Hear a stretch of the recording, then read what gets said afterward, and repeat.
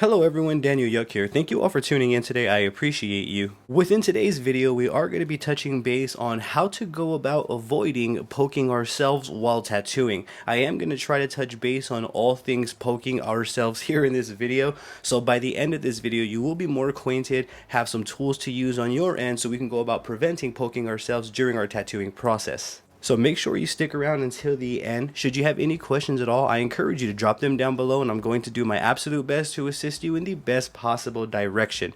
I also have social medias under the same name as this YouTube channel. I would truly appreciate the support over there as well. If you find this video helpful or enjoy my channel, consider becoming a patron or sending over a super thanks, as we would truly appreciate your support. With that being said, let's go ahead and dive straight on into this. Let's just take it from the absolute top here. So let's start with what is a poke. Within the world of tattooing, a poke is basically going to consist of the hand that is not holding the tattoo machine getting poked by the hand that we are holding the tattoo machine with.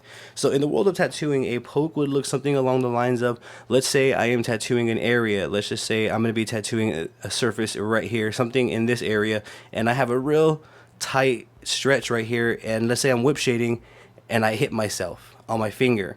See, I've seen some people hit themselves here. I've actually hit myself here. So some crazy stuff can happen in terms of poking ourselves. Generally though, that is what it looks like. We have a hand holding a tattoo machine. We have our other hand free, and somewhere along the way, this needle ended up on our hand, hitting our skin, breaking our skin, poking us. Keep in mind, that's just a general rule of thumb of how we can go about poking ourselves. Even the hand that is holding the machine can also get poked. Let's just say if I'm talking to a client, I'm not paying attention, I have my machine running, I put my pinky here, then my pinky is subject to getting poked. You get the idea. Any finger or anything that's going to be in this area is subject to getting poked. I do feel off the top, generally the hand that isn't holding the machine is prone to getting poked, but that's not to say again that the hand holding the machine is also prone to getting poked. Anything in this area again is prone to getting poked, and we have to remember that. For me, I actually had an accident right here, as you can see. This poke right there, that little dot is actually accidental tattoo, and you can see it's way over here on left field. So I don't necessarily know how that happened. However, that right there tells me that I could have completely avoided that had I been more aware of my conductivity, of my workflow, of what I am doing. And I'm also going to give you all some fundamental tools here that we can use in our workflow immediately to go about minimizing poking ourselves during the tattoo sessions. I'm sure that we all have a lot of questions in regards to this specific topic in the tattoo world, so feel free to drop them down below and I will do my best to assist you in the best possible direction. And I'll also try to answer some of the main questions that I've been asked in terms of poking ourselves here in this video for you all. I'm sure a lot of us are wondering, because I did too, are we able to poke ourselves with any size needle? For me personally, I would say yes. Any needle that's designed to break through skin to deposit ink is a needle that can do that to us. So whether it's a round shader, round mag, round liner, I don't really care how big or small, all needles can do the same thing. All needles can poke us. So also please keep that in mind, that we are able to get poked by larger round mags, larger round shaders. It does not matter. Any needle that we are using, we can still get poked and we can still put ourselves at risk. Now, from my personal experience, the smaller the needle size, so let's say if we're using a 1 round liner, 3 round liner, tight 5 round liners, then those are the ones that we really have to kind of be cautious with, because those are needles that penetrate easily because they are smaller configurations. However, all needles do the same thing, which is poke, and we can't forget that. I'm sure a lot of us are asking, is it possible to avoid poking ourselves every time we tattoo?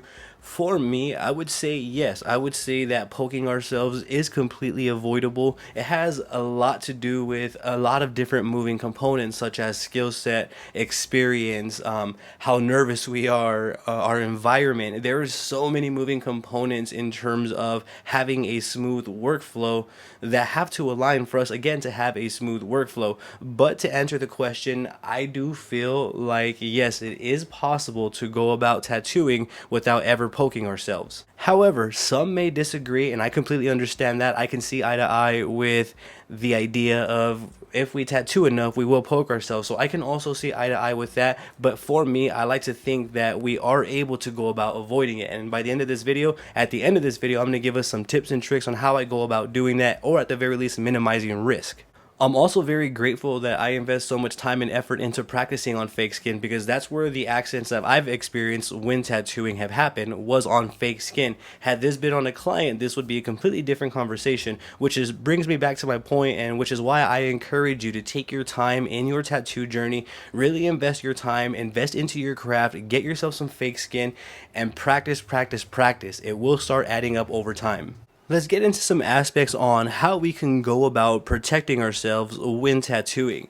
Now, for me personally, this is no easy one answer, as I feel there is multiple things that we can do and implement into our tattooing workflow to help protect ourselves. So I do feel like there is a physical aspect of this and there's more of a technical aspect. So I'm going to start with the physical aspect first. In terms of the physical aspect, one way that I go about protecting myself a little bit more is by using thicker gloves. Me personally, I like to use thicker gloves. Some would even say to double glove it, triple glove it, to each their own. I'm not going to go ahead and recommend that, but if the glove fits, by all means, I don't see a problem with doing that if it makes you feel more comfortable. But you get the idea. Using thicker gloves is just one way that we can go about providing a little bit more protection for us. Even though if we're using, let's say, a 3-round liner or a 1-round liner, then it may actually just penetrate right through the glove, in which case I don't really think thickness would be equated into those needle configurations. However, I do have some tools that we can use for smaller needle configurations, so just bear with me.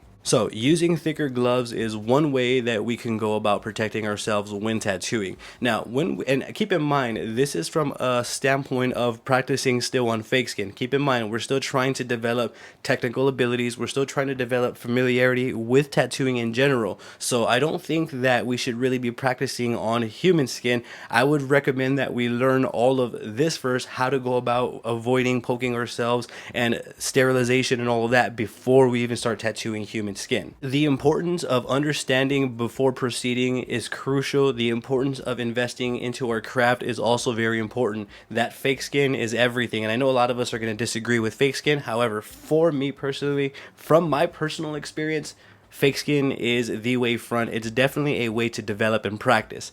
Moving front now, so we have a thicker gloves. Another thing that we can do to go about protecting ourselves when we are tattooing is using silicone finger caps. For those who aren't familiar with these, my daughter Lila Yuck actually uses these when she tattoos to protect her fingers, and these are exactly what they look like. It's just a silicone thick cap for your fingers, and as you can see, this is the silicone cap right here. It goes over any finger you would like, really, and you can see it has a thicker barrier to it right there, so the needle would have to penetrate here through the glove before it would touch you. So you kind of get the idea. This is just another way that we can go about protecting ourselves when we are tattooing, and I wouldn't recommend getting comfortable and using these permanently. What I would recommend is learning the workflow, learning the technical aspect to really be confident in what we are doing and how we are conducting ourselves. And by the end of this video, again, I'm going to share those with you on how I do it on my end. You get the idea with the silicone finger caps here. We have thicker gloves, we have some silicone finger caps, and keep in mind, this is still on the physical side of protection in terms of poking ourselves. We haven't gotten into the technical side yet. So some physical things that we can do or use thicker gloves. We could even get silicone finger caps. I will leave links for you in the description below so you can check these out on your end. Also, please keep in mind that the silicone finger caps only go up to a certain point, so that means all of this part of our hand is still subject to getting poked. So these are some of the physical things that we can do to protect ourselves in terms of, physical, what we can do to barrier our body. Another thing that we can go ahead and get into now is the technical side. On the technical side really consists more of our workflow, our logic, our thought process, all of that to make up for the technical side. Now that we have a couple of ways that we can go about physically protecting ourselves, allow me to get into some technical ways that we can go about protecting ourselves with our conductivity. I'm sure a lot of us are asking ourselves in general, how can I go about avoiding poking myself to begin with? And there are a few things off the top that we can do to minimize risk. And what I'm about to say are tips that you can use effective immediately on your end. One of the tips that's on the top of my list is simply slowing down. If we slow our workflow down, we can be more consciously aware of the choices that we are making. So therefore, this alone, just simply slowing down, can help us prevent any unwanted pokes. Which brings me to the next one, being aware of our movements, being aware of our conductivity, which is kind of in tying with the first one. If we slow down, we can be more aware of what we are doing when we are tattooing. So slow down, be aware of our tattoo movements that we are making are two off the top. And the next one right here is a really good one. This is one that I kind of stick with. This is a rule. And these rules right here are what I utilize on my end to keep myself as safe as can be.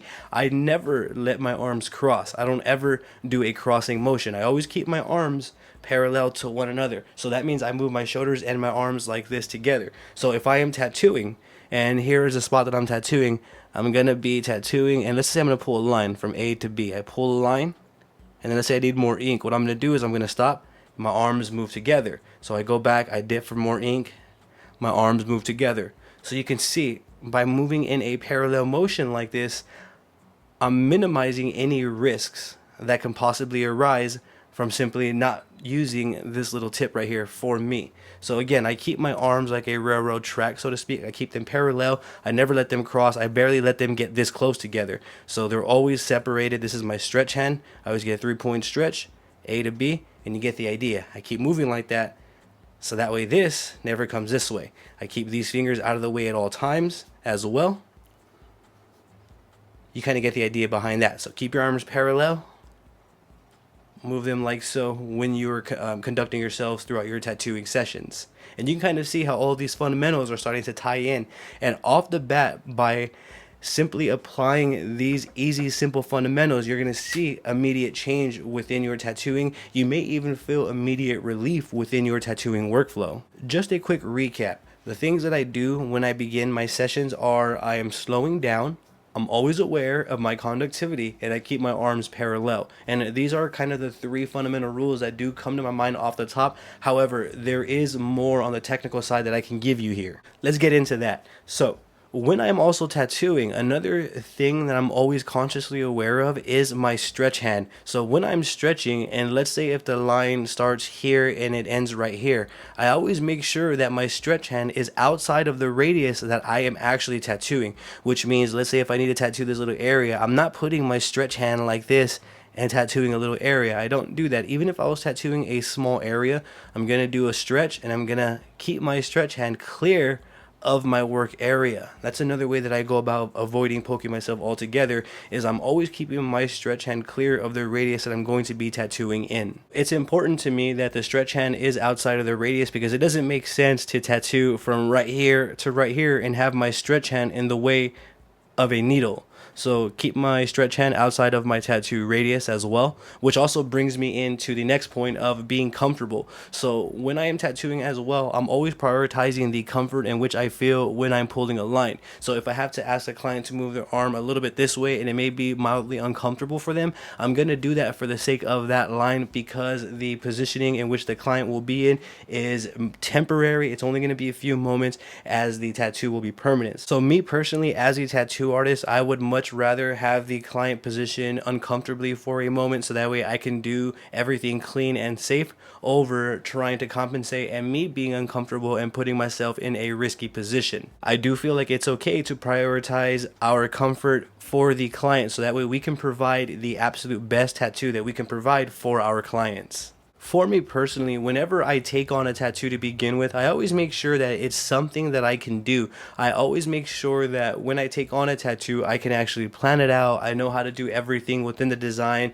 I can meet the client's expectations. I can meet their requirements. I make sure that I can do the tattoo that I chose to take on. If we take on tattoos that are outside of our capabilities, or we aren't sure how to plan it out, we probably aren't going to end up with good results, which along the way could potentially make us more nervous. It could make us conduct ourselves in a way that we wouldn't have otherwise. We have to be confident in the tattoos that we are doing. Confidence is very, very important, especially within the world of tattooing. If we're not able to plan out the tattoo, if we're not able to see it through, we should probably say no to that specific tattoo until something comes up that fits more of our style. And when we do choose to take on tattoos that are within our capabilities, when we do take on tattoos that we can plan out, I would recommend that we simply take our time, keep it at a slow, steady pace. We remain calm, cool, and collected as we possibly can throughout the entire tattoo session. I feel like this is probably the healthiest approach to accomplishing good, healthy work while keeping everyone safe that is involved with the tattooing process. Take on tattoos that you can plan out. Take on tattoos that you know that you can do that are within your style. So that way you could remain calm, cool, and collected throughout the entire tattoo session, again, to minimize risk. A couple of other things that I do want to talk about to help avoid or minimize poking ourselves throughout tattooing are, me personally, I would recommend avoiding energy drinks and coffee before your tattoo sessions. And again, even if we're going to be practicing on fake skin, I highly recommend to simply avoid energy drinks and coffee before tattooing. Whether it's fake skin, human skin, it doesn't matter. And again, I'm not encouraging you to tattoo human skin. What I am encouraging you to do is invest into your craft, practice on fake skin until you feel like you're technically better and correct. But in general, my rule of thumb is to avoid energy drinks and coffee before any tattoo session. Another thing that I wanted to talk about, and I feel like this is also very important, are power supplies. I do feel like power supplies can help us minimize poking ourselves when we are tattooing. Allow me to explain. So right here, I have the Inkclaw Tiny Pen tattoo machine with an Inkclaw 7-round shader and an Inkclaw wireless power supply. As you can see, this is again a wireless power supply. So when I turn it on, what that means is the machine is going to stay continuously running, as you see right here. It's just going to stay running and it's never going to stop. So when we are tattooing with a continuously running needle, right off the bat, we are optimizing our chances of getting poked. So if you're getting into tattooing and if you're new to tattooing and you're not used to or you don't want a needle running 24/7 rather, I would highly recommend to get a standard power supply where you have a pedal, so whenever you need to feed the machine power, you can do so and it turns on and off as needed. So let's say you start with a standard power supply, you pull the line here right here, and then you come right here, you simply let go of the pedal and the machine stops. So we instantly minimize our risk of poking ourselves by switching from a wireless power supply to a standard power supply. I do feel like this was important to touch base on, as the gear that we are using can also contribute to poking ourselves. So again, if we haven't established any fundamental rules, such as we're not comfortable with keeping our arms parallel, if we aren't able to keep ourselves calm, cool, and collected, let's say we tend to get nervous for tattoos, I would highly recommend to use a standard power supply over a wireless, so you have the ability to stop the machine whenever you don't need it. And that right there could make or break a poke. Ultimately, having a wireless power supply may not be a better way to go, especially if we're still learning the fundamentals of tattooing. We may want to use a standard power supply. To each their own. This is going to be personal preference. Most artists I've seen actually prefer no wires. Again, that's going to be fully subjective. If you are wanting to minimize risk, again, I would highly recommend checking out standard power supplies, so that way you have the ability to turn the machine on and off on the fly. Now, I do feel like it's very important that we really take tattooing serious. I do feel like it's important that we really take our time and invest into the craft. We had to invest our effort into tattooing on multiple fronts. We have to invest into fake skin. We have to figure out inks. We have to figure out styles. So this isn't a craft I feel that we should kind of rush into and want to get to human skin. I feel if we take our time, due diligence, do our homework, and practice along the way, all of the results and everything that we're doing does start adding up. Very similar to walking upstairs, one foot in front of the other. So the importance of investing our time into learning the craft and the importance of investing into fake skins to help us learn is very important, and I really can't exhaust that enough, which is why you still see me doing it till today. Now, that right there would be everything that I have for you to help you immediately on your end minimize poking yourselves while tattooing. In the unfortunate event that we should poke ourselves while tattooing, what I would recommend doing is finishing the tattoo session and then simply going to the hospital when we are done to get blood work drawn, to take blood labs. You get the idea behind that. That's exactly what I would do. If you have any questions at all, I'm going to encourage you, drop them down below. I will do my absolute best to assist you in the best possible direction. I also have social medias under the same name as this YouTube channel. I would truly appreciate the support over there. I have Facebook, Instagram, Twitter, and TikTok, all under the same name as this YouTube channel. If you found this video helpful and enjoy my channel, consider becoming a Patreon or sending over a super thanks, as we would truly appreciate your support. Please don't forget to hit my subscribe button and ring that bell, as I will be bringing more videos like this for you all. Thank you for tuning in yet again. You have a great day.